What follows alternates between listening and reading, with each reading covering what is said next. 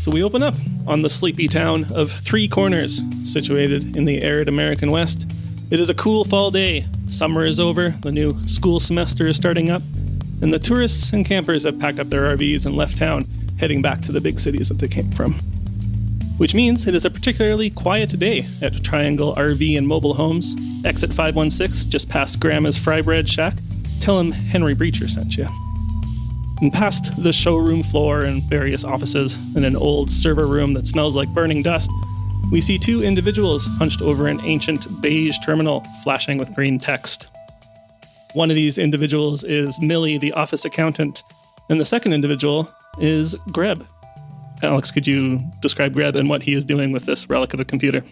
Okay, well, Greb is performing one of the most important duties in the entire office, which is that he is helping Millie to run the once per fiscal tri-court. No, that's already a thing. Period? Just trimester, right? Yeah. The once per fiscal trimester. Thank you. Thank you. Yeah, every fiscal trimester, we have to run this report on this ancient tri-DOS computer. And Greb's the only one left in the office who knows how it works. So he has a very important job. That's why he's worked here as long as he has. And he's running the report. And he's doing an important duty. So what else do you want to know about him? Just a quick description, what he looks like. Well, I would say not to, make too many comparisons, but if you know Larry Hankin, he looks exactly like Larry Hankin. I don't know who that is. I have to look this up now. Okay, so what's Larry Hankin's most recognizable role? Suddenly, Google searches for Larry Hankin Spank. Yeah. In Breaking Bad, the guy who runs the junkyard in Breaking Bad? I don't. He's been that weird guy in so many movies. Yeah, as soon as you see the picture of him, you'll recognize him. Oh, okay. He's got a very long, kind of gaunt face. Mm-hmm. Yes. White hair. Kind of bushy hair. Yeah. Yeah, not long hair, but it's not short. It's got some length to it, and he just looks like the kind of guy who you wouldn't want to get caught in a conversation with, because it would be really tough to get out of it. Not that there'd be anything wrong with the conversation. He's perfectly friendly. He's probably the nicest guy in the office, and ask anyone. He's the nicest guy in the office, and he'll tell you anytime about all of his kids and every grade that they were in and what it was like on their first day in school of each grade that they went through. And it's been a few years since they were in school, but this is the time of year that they would go to school. And he remembers that when they were young and they would go to school, that sometimes Millie he'd is help them checking fill up her their watch backpacks. and looking around nervously. But he's important. It's an important job. He's important. He's the friendly gravedigger. That's right. He's the friendly gravedigger. Yeah. Millie is watching nervously and kind of jumps a little bit every time a beep or a warning pops up on the screen, worried that all her reports and data have been deleted, but watches you work, and then kind of blissfully sees someone walking through the hallway, and she says, that's Sandra. And she starts running out of the server room and into the hallway.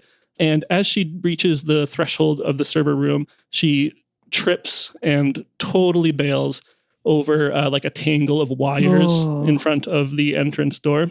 A tangle of wires that, as far as you know, weren't there before. You keep a pretty close eye on this server room. Yeah, it's my whole job. But she picks herself up, dusts herself off, and starts walking beside Sandra. Cristina, could you give us a quick description of Sandra? Yeah, so she's just a mousy girl, glasses, black hair, always up in a ponytail. She tries to dress professionally, but somehow is always just a little bit schlubby no matter what she does. Yeah, and she's super surprised that there's somebody next to her right now. So much so she actually drops the paper, papers start falling out of her hands that she has files and things. God. Oh, no. Because she's so nervous. While this is happening, Greb gets up from the computer and kind of saunters over and starts cleaning up all this stuff, all the wires that were on the floor. He shuffles them out of the way and sorry about that. I didn't realize those were there. And then he helps to, Even talk slow.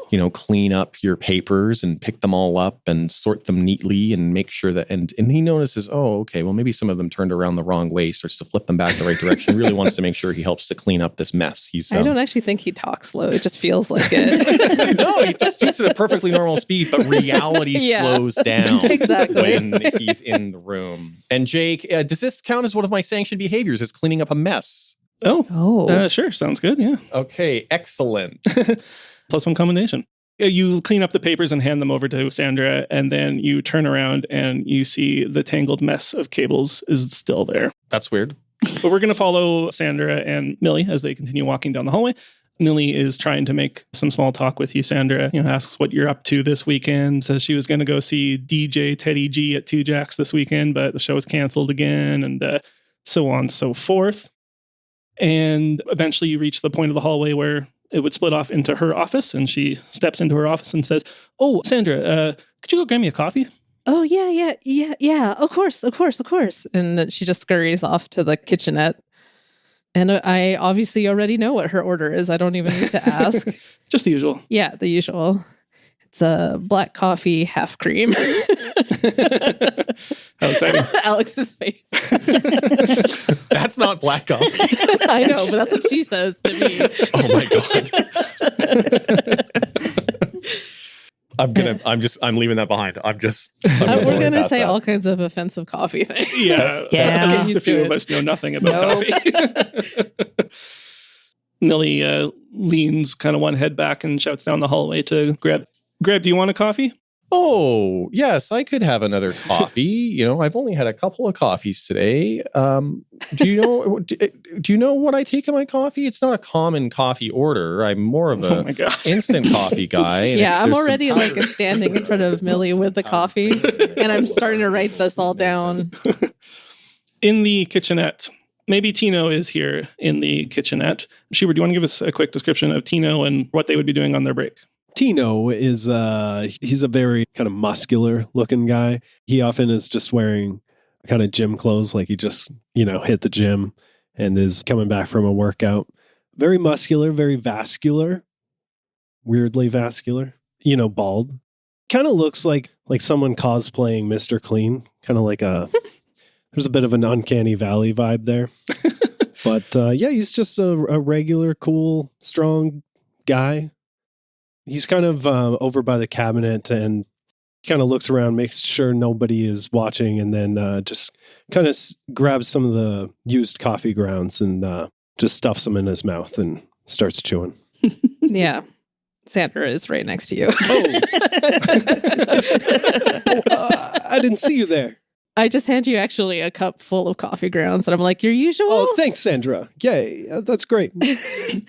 Yeah, that'll keep me going throughout the day, for sure. Yeah. No, Tino's vibrating.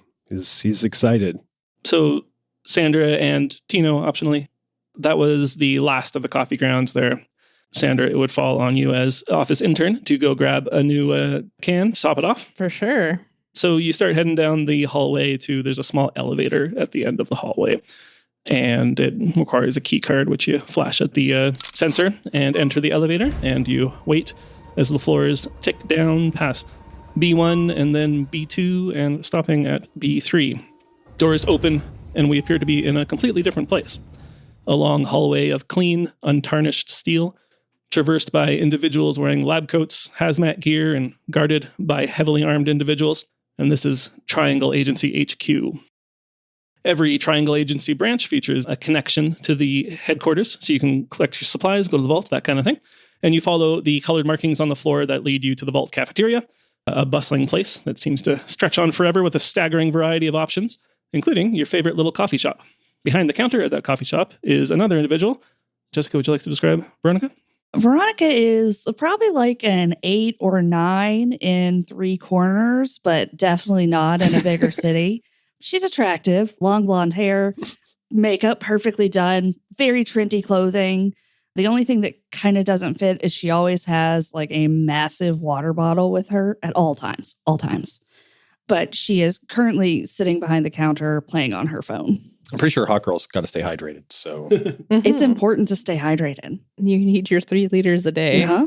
I don't know how much that is, but sure. Less than a gallon.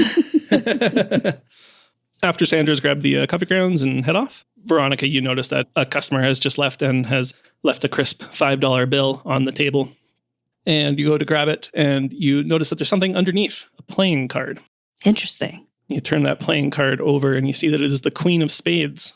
However, something is amiss. The face on the playing card is pulled back, and the teeth are bared in a primal scream. Before you have too much time to think about it, a notification on your phone. The rest of you also received this notification. Your boss, Henry, has called for you to meet him in his office. All 4 of you. Oh, man. Sandra, I think we gotta give up on our coffee run. Is the office downstairs? This would be Henry's office in the RV dealership up on the top floor. Okay, perfect. So Veronica probably catches up to Sandra before the elevator goes up. She's still on her phone. somehow Greb is already in the office. He's just like leaning up against the doorway, stirring his little coffee from earlier and talking to Henry about how the weather today reminds him of the weather on another day from a few weeks ago, which was nice, but it wasn't too nice. Not so nice Jake, that you have to interrupt. could go outside without your shoes on, but you I was just thinking it's going to be 2 soft talkers in this show. Some people like to wear socks with their sandals, but I don't mind wearing my sandals without socks. You know that Henry Breacher, in your estimation, might already be the most tired man in existence. Deep black bags under his eyes, a deeply vacant stare that he has on occasion nodded off in the middle of one of your stories. He's my favorite guy in the office, honestly. I mean, whether awake or asleep, I feel like you're probably willing to talk to him. Well, and he's always willing to listen. And indeed, he is stifling a yawn as the rest of you enter. Motions for you to take up chairs in the small office, which is wallpapered with images of tourist destinations across the states, Joshua Tree, Yellowstone, etc. Henry Breacher is the general manager of Triangle RV and Mobile Homes and the Three Corners branch of the Triangle Agency, and your boss. He's in his 40s, his brown hair tied in a single long braid reaching halfway down his back, decorated with a small beaded ornament that you have heard many times over was given to him by his daughter on Father's Day last year. Oh. And he stifles another yawn before turning his computer monitor towards you. And you see a map of Three Corners, and in particular one neighborhood in Three Corners called Caddy Corner, which is kind of just off a new highway, a little ways southwest of here. And he says, something's been going on in Caddy Corner, he says, through stifled yawns and long pauses between words as his brain catches up. 2 weeks ago, death was reported within Caddy Corner. Tony Jackson, one of the owners of a local bar called Two Jacks, found with his face frozen in an expression of pain, mouth open as if screaming. The cause of death appeared to be a sudden cardiac arrest. Last week, another death. A young man named Manny Detheros, found in the same state at the Laundrocade, a local business. 2 such similar deaths so close together, starting to worry that something might have been going on there. Unbeknownst to the residents of Caddy Corner, a third body has been found. A woman in her late 20s, same expression, next to a bag of metalworking tools. Seems like the body is dead for about a month already, but just discovered recently. Something's going on in Caddy Corner. Agency would like to figure out what's going on before rumors start to spread. There's already been 3 mundane deaths here.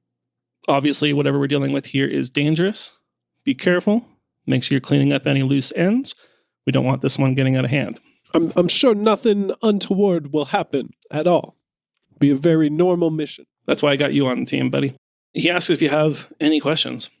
They don't have a lot of information yet, but... Well, I don't have like a question, but it's kind of weird and maybe related. I just found this very spooky card down in the cafeteria, and she shows the card that she found. And you were talking about the faces frozen as if screaming, and it kind of seems like that's like this. Isn't that right, Harry? Okay, good. I was about to correct you, but that's correct. That is incorrect. That is correctly incorrect, yes. Henry looks at kind of squints at the card that you're showing him and says, like, he seems a little confused and says, It looks like a regular playing card to me. And indeed, you turn it around and it appears to be a standard Queen of Spades. Oh, well, that's spooky. What's spooky about it? It looks like a normal card. I'm worried about you. I mean, it does now. I mean, come on. It didn't earlier. I'm not being ridiculous here. It looked different. Come on, Tony. You know how I am. It's Tino, please. Right. That's what I said. We worked together for a long time. I didn't see the card before, so looks like a normal card to me. Does that count as talking about your feelings? What? Which part? Being like, oh, we've worked together a long time. Oh, that does. It's on the border, at least. Oh, yeah. You're right. I'm bordering We'll say on it's it. on the border. Yeah, you're bordering on feelings there. But Warning. Okay. Now, when you say, are there any questions? Oh, God. Are you wondering if there's questions About the mission. the deaths around town or the strange things that you want us to look into? Or are you just wondering if we have questions at all? Because if you're wondering if we have questions at all, I'm curious about, the nice braid that you have. I feel maybe like there's something to do with like a special holiday for fathers or something about daughters. And I feel like maybe there was a story behind that before. And my question, I think, is if you might be willing to tell me that story again, because I just love to hear a good story from a Sandra good just has her coworker. arm up. And Veronica rolls her eyes and gets back on her phone. Henry says, I'll text you later, Greb. Sandra, you had a question. Yeah, I was just wondering if maybe there's anyone we can talk to, like surviving members of their family or... Yeah. So Tony Jackson was one of the owners of the bar called Two Jacks. Mm-hmm. Tony's ex-wife, Jackie, is the other owner of the bar. And she will be there at the bar. sorry, is it Jackie Jackson? Yeah, right. No, it's Jackie Williams and Tony Jackson. Okay. She changed back her name to their maiden name. I think that was probably for the best, honestly. That's Right. a lot. I guess while they were married, it would have been 3 Jacks. Yes. I got a question. Why is this? Why are these murders? Why are you bringing us in to deal with this? It just seems like local police could deal with this. What's so suspicious? Anomalous activities do give off a sort of resonance that the agency has methods to detect. Henry explains that, there have been, higher than usual anomalous readings in that area of town, and the nature of the deaths are a little unusual, and we just want to make sure that we get to the bottom of it. It might end up being something mundane, great. Even if it's mundane, if rumors start spreading about it, that can lead to more confusion and chaos. So we want to get ahead of it. Do we need to solve this before the police solve it? Because I've heard that in cases like this, that the first 24 hours are the most important, and the police will probably be not taking their time. I think they'll be cautious about those first 24 hours, and they might be trying their best to solve this quite quickly. And if we're having to solve this before the police, then it's probably the first 12 hours. Are we actually within the 24 hours? Because I'm pretty sure one of them died like a month ago. So I don't think we have to worry about that. Well, listen, Okay. It was a month ago, 2 weeks ago, and a week ago were the 3 deaths. Got it. So this is like a cold case for the police at this point then. The most current one is the Tony Jackson. Right. Okay. The most current one was Manny Navarro. Oh, Manny. Who was found at a local it's a business called the Laundrocade, which is a combination laundromat arcade. And does he have any surviving families or friends that we can talk to? Yeah, there's the 2 other employees of the Laundrocade. There is Mia, who is the owner of the Laundrocade, and actually, that would be the main contact. Okay. I do got a load of laundry I need to do, so be good to start there, guys. Good. We'll kill 2 birds with 1 stone. Get 2 birds stoned with 1 joint. Speaking of birds, I've heard that there's... And hard wipe to Caddy Corner. Oh, look, we're here. That's crazy. And Greb is still talking. Yeah. Oh, yeah. It's the same conversation. I've heard that a group of crows is called a murder, but I'm not quite sure what a group of magpies or a group of blue jays might be called. But Hey, Greb, we're here. Maybe we could get on topic and start talking about the mission. As much as I love hearing about birds. Oh, yes. And Greb, gives his coffee a little bit of a swill around. It's in a paper cup now. No idea when it changed from the office mug into a paper cup, but it's in a paper cup now. Perfect. On your way over, you have your little Triangle Agency app on your phone where you get all your, where you can get your pay stubs and that kind of thing. And it also is where you'll find your, the HR section that includes your commendations and demerits. And there's some information about the mission in there, and it includes some optional objectives. This is a very gamey thing. This is not really an in-universe flavor thing. This is just for fun. But there are a couple optional objectives for this mission. One is for the first agent to get the highest possible score on pin drop is worth 10 commendations. What is pin drop? You'll find out soon enough. Arcade game? +1 commendation for each jack collected, and +1 demerit for each complaint. Oh, God, I'm doomed. Okay. Complaint we make or complaint against us? Oh. It doesn't say, Oh. so we'll find out. Here. Yikes. Either way, I don't think it looks good for me.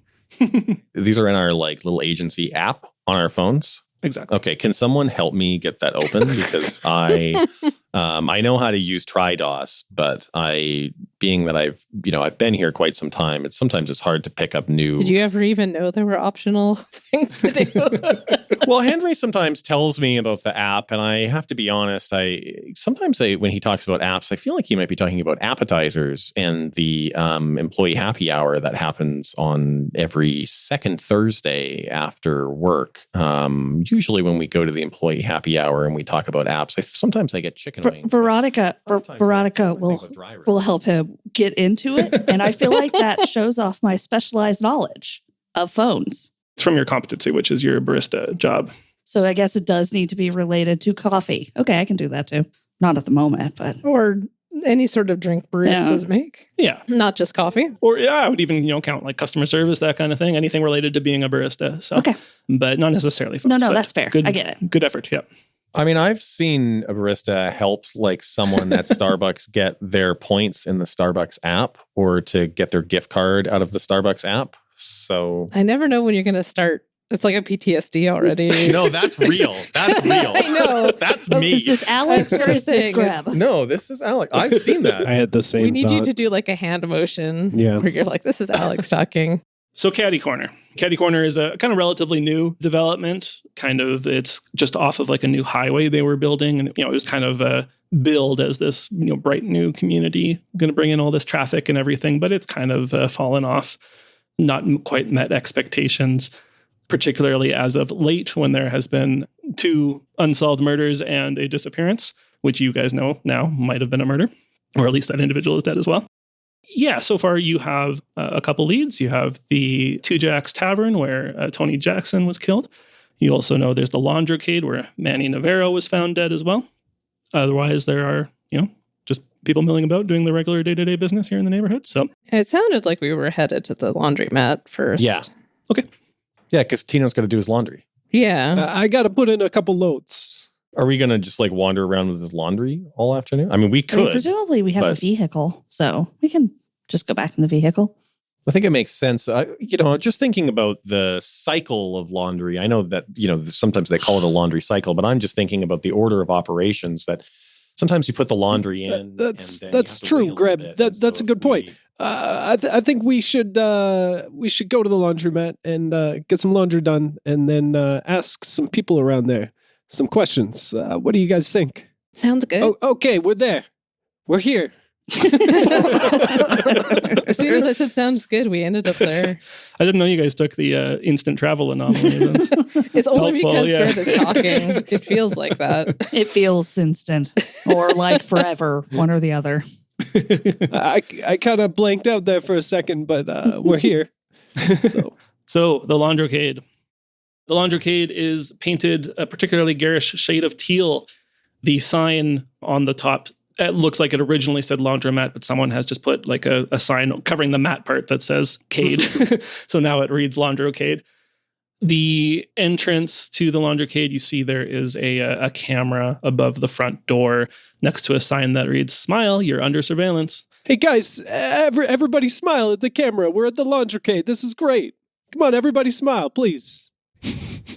Please, everybody. If you could just smile at the camera. Sounds so desperate. He heard you say smile. Yeah. Sandra smiles, but it like looks so pained on her face. And Veronica's on her phone.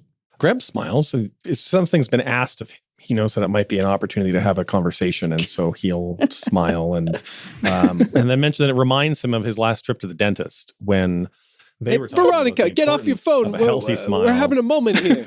Come on, Greb's talking. Please pay attention. Calm down, Ted. I can do both things at once. I'm an excellent multitasker. All right, just give me a little smile. It's the least you can do. We're having fun. We're at the laundrycade. Veronica, very reluctantly, smiles. All right. I feel better. A commendation for demanding a smile. I really should get 4 because I got, or 3. Cristina avoided a demerit for denying a request. Yes. The camera, there's like a little red recording light on it, and it is like flickering on and off in a seemingly random pattern. I'm going to look for if there actually is anybody here. Like, is there maybe a manager's office? Yeah, you just look through the window. Looks like a woman hunched over one of the laundry machines, has the front panel open and is tinkering with things. And there are 3 other customers just milling about, waiting for their laundry. Are any of them playing on the arcade machines while they wait for their laundry? Or Yes, one of them is. okay, Greb is going to go talk to them and just talk about some of the many arcade machines that he's seen in his lifetime and which ones he was able to get high scores on and which ones he was never quite able to get there. But that'll be nice for him. So you can wander away. That'll be nice for all of us. Yeah.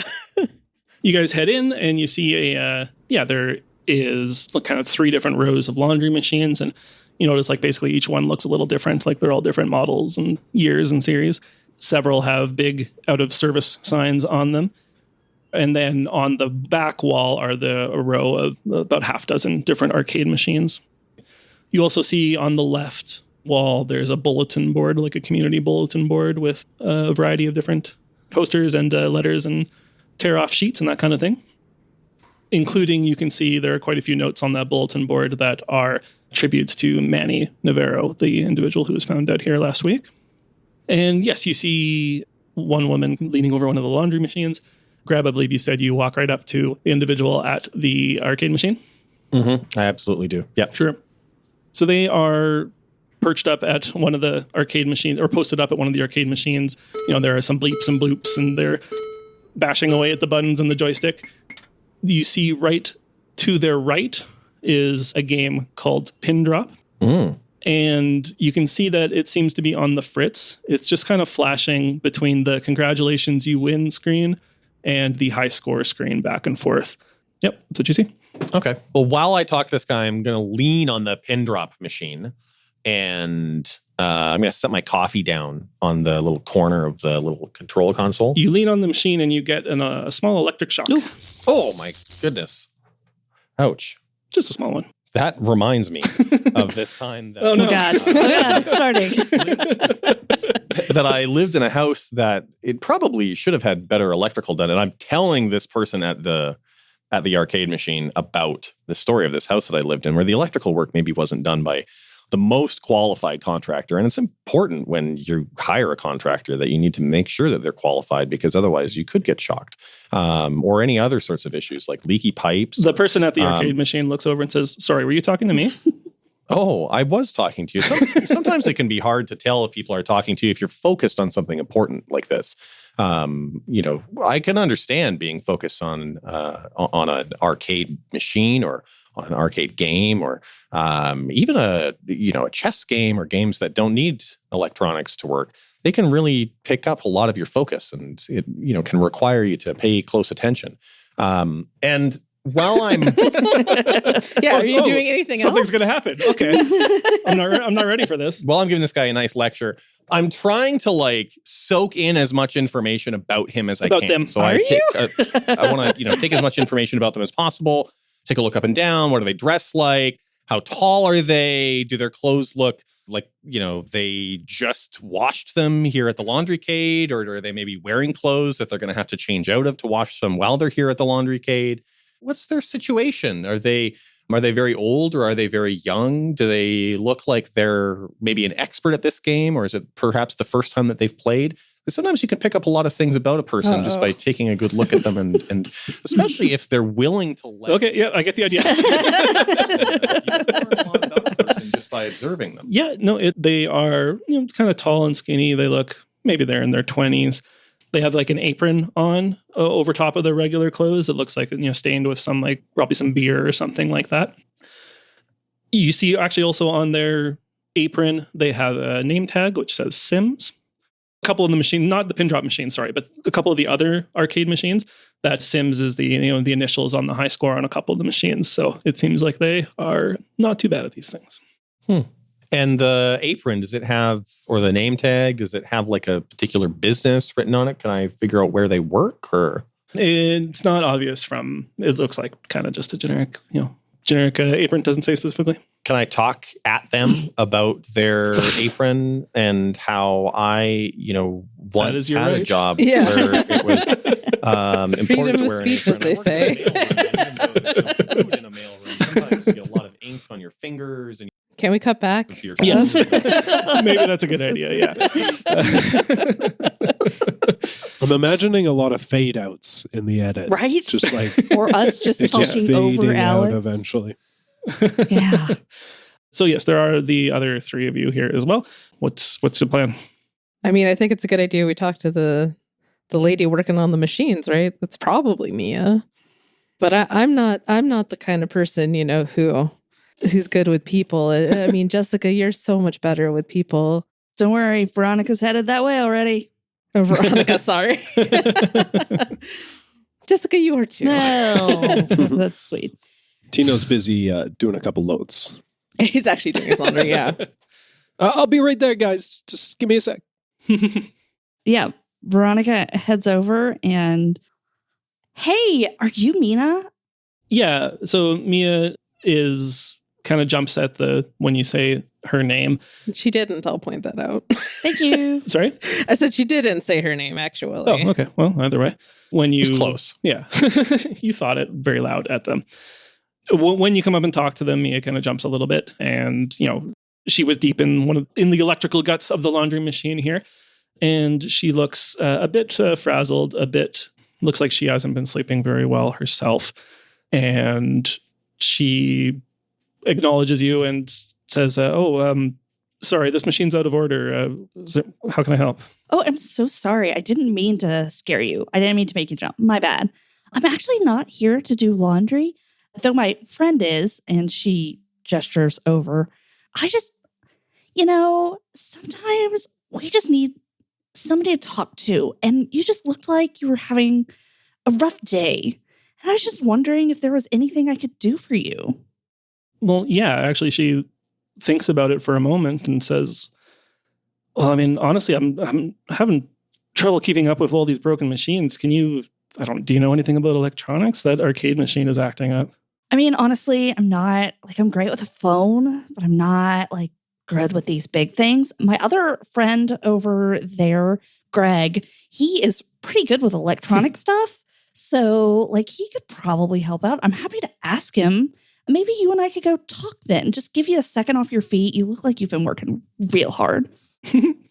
Yeah, no, I mean, she seems like she could use a break and says, yeah, I mean, if Greg can help with the machine, that'd be great. Ever since Manny died, that machine's been acting up. And I don't know, that was one of his favorite machines. So we kind of just want to fix it. It'd be a nice tribute to him, Oh, absolutely. I heard about that. It is tragic. I'm sure it was hard for you too. I mean, I bet you guys were real close.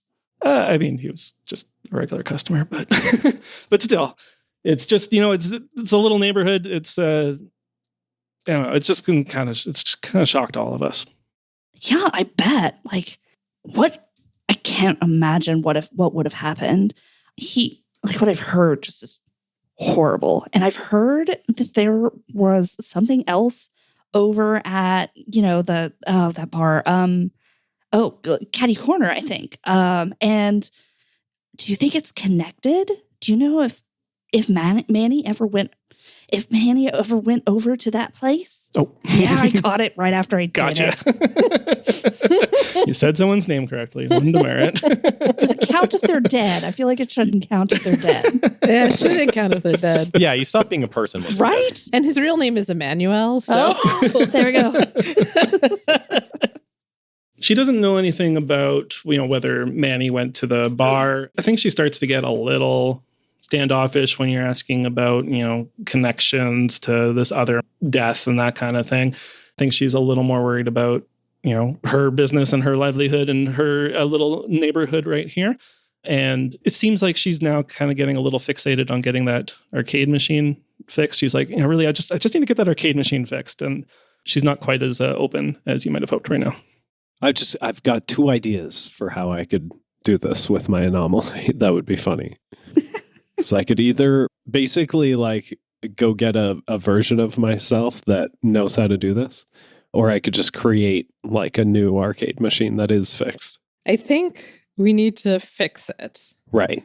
Because it's sentimental value kind of thing. Yeah, exactly. Yeah. If you just brought it in, it might hurt their feelings.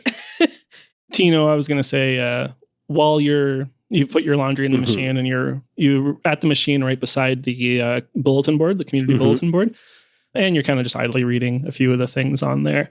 And you notice, down at the bottom, there's quite a few little index cards that have, again, tributes to Manny. But then someone has put kind of a larger note over top of that says, please keep your noise to a minimum between the hours of 10 p.m. and 7 a.m. Some of us are trying to sleep. Thank you. You also see there's a tear sheet with 10% discount cards for the station convenience store. And it says, having trouble with your stereo or smartphone? We've got headphones, repair kits, and more in stock. Yeah, and there's some other stuff there, but those are a couple things that jump out at you. Interesting. I don't know why these jump out at me, really. I guess there must be somebody who lives upstairs of the laundromat that is upset. It sounds right. Well, now that Tino's done putting his laundry in, he's going to wander over to where Veronica and Sandra are talking to Mia, is it? Or Maya? Mia, yeah. I'm actually not with you guys. What is Sandra up to? Sandra's going to try to use her unbound anomaly. So hopefully everybody's attention is away from me. That's my hope. Yeah, so there's a couple of customers here who are just focused on their laundry, and there's kind of a dour mood here anyway. Oh, I could lighten up the room and create a distraction for you. Cristina, tell us what you're doing. I'm going to use my unbound ability. While Veronica was talking to Mia and Greb was doing whatever Greb does, and everybody seemed distracted, I was following the line of the wire from the camera. Okay. So the video camera, and I want to phase through that wall to the other side where the camera actually hopefully ends. Sure, yeah. Cool, yeah. I mean, you can kind of take a good guess at, there's the kind of office presumably behind the cabinets and follow the line of the security camera cable. So sure. Whoa. So you are rolling subtlety. Yeah. So you're rolling 64, and you're telling me how many 3s you got. I also need to see what the heck my things that I had were. You do have subtlety in your quality assurances. So, okay, good. So I don't get a minus. You're correct. Yeah. I got 2 3s. 2 3s. So 2 3s is a success. You have the choice of spending subtlety. You could increase that to a 3, which would mean that you don't get any chaos on this roll. Right. And it would also give you an additional option on your success of your ability. Yeah, sure. I'll do that. Okay. That way you don't get no chaos. Okay, cool. So tell us what happens on a success. Yeah, so I'm following where the wire leads into a room. Well, suddenly there's actually a different door where that door was. That door is black and white and kind of flickering. And as soon as I touch the handle, I also become black and white and somewhat I look intangible, but I still look like I'm there. And I just open that door and I walk through. But then you actually see the original door and I just walk through that door. I'm hopefully on the other side. Let's see what's in here. You did also get 3 threes, which means you get to choose an additional effect from on the list of that success. You can also become invisible, inaudible, unmemorable to one observer, or you can bring one person with you. I suppose unmemorable to one observer is probably a good idea if anybody actually observed me. Sure, yeah. I think you were like by the arcade machines, I said is where the door was. Yeah. So Sims and Greb are there. And, Sims kind of like just out of the corner, their eye sees you kind of walk through this door, but they're like still listening to Greb talk at them. So it kind of just all blurs together and becomes immemorable. Yeah, all of a sudden that black and white door is just a regular door again. Cool. So good. Success. No chaos. Wonderful. No loose ends for now. For now. So you find yourself in the office. There's a computer terminal and a safe and some tools and supplies and a big tub of laundry detergent and that kind of thing. And you see the computer terminal and you can see the 2 different camera angles on the screen of the security console there. Awesome. So I'm going to, see first if it just unlocked the computer. And if not, then I will have to use negatives. But first, let's find out if that's possible to just unlock it. I guess it probably should be password protected, shouldn't it? Yeah, should doesn't mean it is. Doesn't mean it's a good password either. Yeah, exactly. No, that's true. So yes, you do. You head over to the computer, shake the mouse to wake it up, and you see that it goes boom, and asks for a password for the Mia 732 account. Excellent. Is there a sticky note with a password? There is if you ask the agency for there to be a password there. Oh. Yes, okay. Maybe it's even just like a notebook that says password next to the computer. Her little black book of passwords. And she usually puts that away, but she actually got a phone call that there was an emergency with one of the washing machines that she was actually just fixing. That's what we were seeing her doing. It was overflowing a bit ago. She raced out there to deal with it because otherwise it would flood the whole place and make even worse mess for her. She's just so stressed out right now. Sure. Sounds good. Is that a good enough things happening? Yeah, no, totally. Yeah. Okay. No, that makes sense to me. The question will just be what quality that relates to. And I think it's probably just going to be attentiveness because you've noticed that this book is here and the password's there. So that's fine. Okay. So you won't have any burnout and you can roll again 64 and ask the agency to alter the recent past to make this true. I would laugh at the idea of a book called Passwords, but I literally got an ad for that the other day, so I know that exists. So what did you have to spend or whatever to get this from the agency? So you don't have to necessarily spend anything. You just roll. It'll be based on one of your qualities. I see. I only got 1 3. Okay. So 1 3 is still a success, but it'll create 5 chaos. Wow. Okay. That's rough. That's what happens. In fact... No. In that moment, Greb, you get shocked by the arcade machine again. Ow! And I'm going to generate instead 7 chaos. Whoa. Don't like that. How'd that happen? And you guys should know, at least the game tells you that you should know, that 10 and 30 are very bad numbers of chaos to have. Sure. If we get to one of those, we want to make it go up so it's not on that. I should say 10 or higher, and 30 or higher. Okay. is when things can start getting bad. Okay, it's good to know. Well, you're in. You find the little password. You find the password book. You open it up. You find the password 262626. Exclamation point! And you are in the system. You see the 2 security cameras. So there's one view on the outside entrance and then one inside, which is looking over the laundry machines and the arcade cabinet itself. Mm-hmm. What do? Yeah, I'm going to try to see if I can scrub back to when Manny Navarro is still working there and alive and what might have happened. Yes, the death was a week ago. So you got to scrub kind of all the way back to the recorded memory on the machine here. Mm-hmm. And I think the one problem is that you don't know what Manny looks like. Right. I look for people who are not me who work there. Or that are in the process of dying. Yes, that would give it away, yeah. Good call. And you know roughly when it happened. So you kind of go back to when approximately this death happened. And, you see a younger man from the outside camera, and this is at night, head up into the laundricade. And at night, you need a passcode to enter the premises when staff aren't on duty. You see him type in the passcode and make his way in. And you see he's the only individual here in the building. And he puts in his laundry and he starts heading over to the pin drop machine and starts playing. You can see the little lights flashing and the joystick mashing back and forth.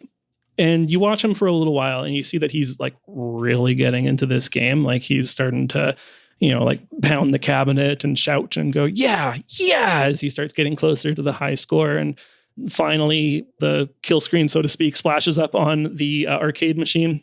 It says, congratulations, you won. And he shouts, yeah.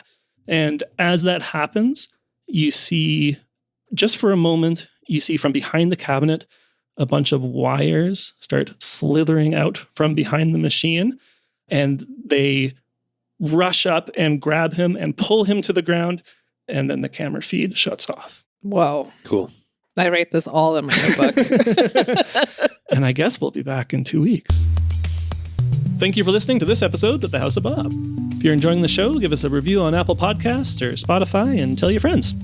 Hit us up on social media. We're at The House of Bob on most platforms. You can also join our Discord and chat with like-minded individuals. All the links to everything is in the show notes. If you'd like to support the show financially, consider checking out our Patreon. There's an ad-free feed there, bonus content, including monthly bonus recordings like director's commentary and one-shots, and there's a big old back catalog of content there now. Huge thank you to all our current patrons. You're all lovely people. Couldn't do it without you. Thank you. Also, check out our other feed, Tales of Bob, for clean TTRPG actual plays. Triple Agents is an independent production by the House of Bob. It is not affiliated with Triangle Agency or Haunted Table LLC. It is published under the Triangle Agency third-party license. Artwork for this episode was by Jake at Javix. Audio production by Jessica Colvin. Sound design by Alex of Astronomic Audio. And the music was by Duke Albert. Thank you again for listening. Have a great day. Roll on.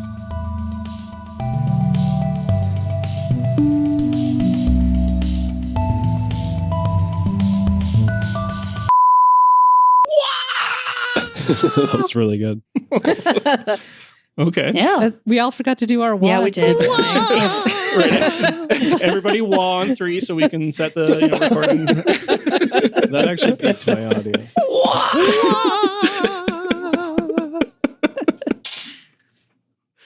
Oh no!